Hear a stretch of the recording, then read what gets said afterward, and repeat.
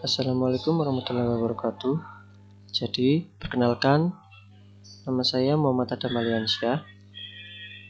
Pada kesempatan kali ini saya akan menjelaskan tentang buku yang berjudul Leading Complex Project yang ditulis oleh Edward W. Murrow dan Niraj Nandurdikar. Pada kesempatan kali ini saya akan membahas bab 5 atau chapter 5, yaitu berjudul From Personality to Practice. Yang pertama yaitu leader task. Pemimpin harus dapat memanajemen tugas-tugas yang ada. Pemimpin harus mempersiapkan tugas-tugasnya dengan baik.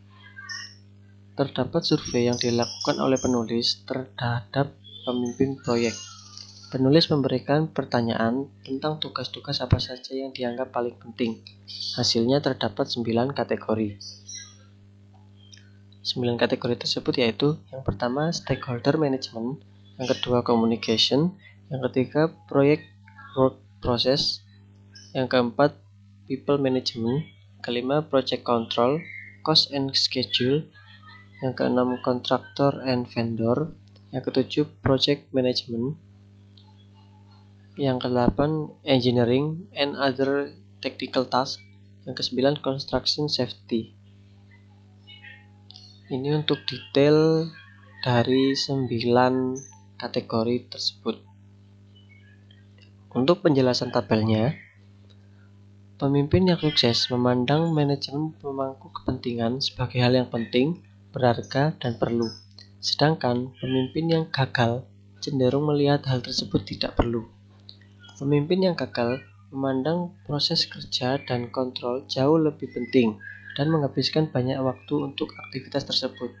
Padahal pekerjaan tersebut seharusnya dikerjakan oleh manajer proyek, bukan pemimpin. Pemimpin yang gagal menghabiskan lebih banyak waktu untuk tugas-tugas teknik dan tugas teknis lainnya dan menganggap itu lebih penting. Pemimpin yang sukses memiliki manajemen komunikasi yang baik. Pemimpin yang sukses menghabiskan waktu untuk urusan kontraktor dan pemasok lain. Pemimpin yang sukses harus memiliki hubungan yang baik dengan kontraktor. Pemimpin yang sukses dapat membangun kepercayaan, keterampilan, dan aktivitas kepemimpinan yang kritis, mengurangi kebutuhan akan pengawasan yang ketat. Berikut tabel skor indeks kepribadian atau kecerdasan emosional, di mana yang bertanda plus yang berarti nilai lebih dari skor indeks kepribadian atau kecerdasan emosional. Sedangkan yang minus itu skor nilai kurang skor indeks kepribadian atau kecerdasan emosional. Lanjut ke leader personality, leader task, and key project practice. Terdapat 6 praktik proyek.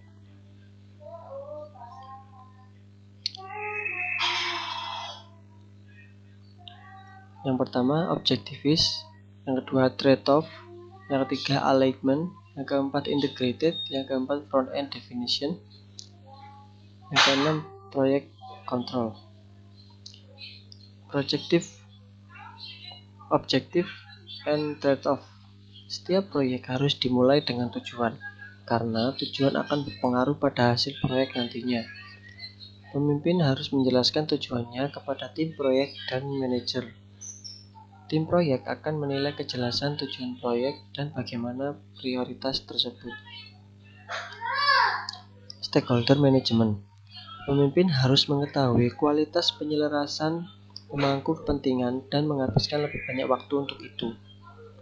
Mengelola pemangku kepentingan membutuhkan kemampuan untuk mengenali emosi orang lain dan mengidentifikasi emosi diri sendiri serta mengatur emosi tersebut. Lalu ada owner team integration. Owner team integration ketika semua fungsi pemilik yang dibutuhkan dimasukkan ke dalam tim proyek selama pengembangan ruang lingkup.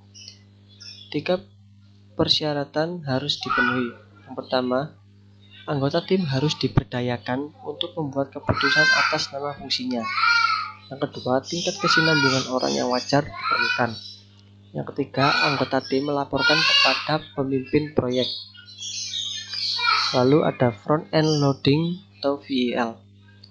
Pemimpin yang berfokus ke bawah menghasilkan proyek FEL yang lebih buruk daripada pemimpin yang berfokus pada proyek yang lebih holistik.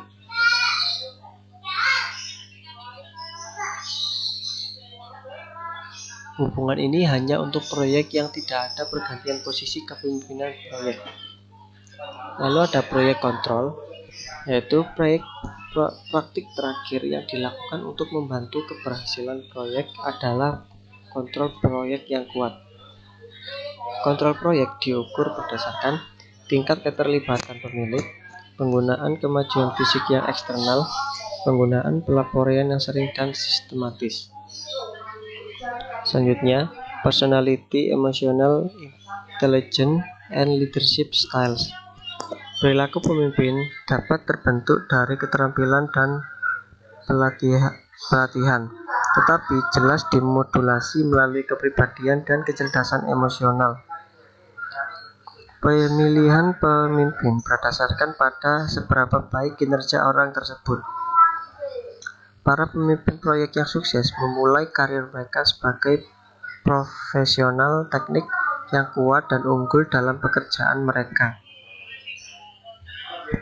Mungkin itu saja yang dapat saya sampaikan. Terima kasih. Wassalamualaikum warahmatullahi wabarakatuh.